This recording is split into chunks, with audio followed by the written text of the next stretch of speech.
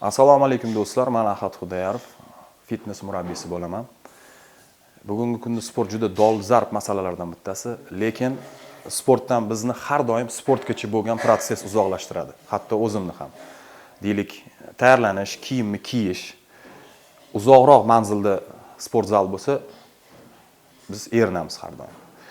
Lekin sportdan uzoqlashishga haqqimiz yo'q. Shuni inobatga olgan holda o'zimning kvartiramga Matrix kompaniyasining Horizon brendidagi yurish yo'lakchasini o'zimning kvartiramga sport zonasi uchun zakaz qildim.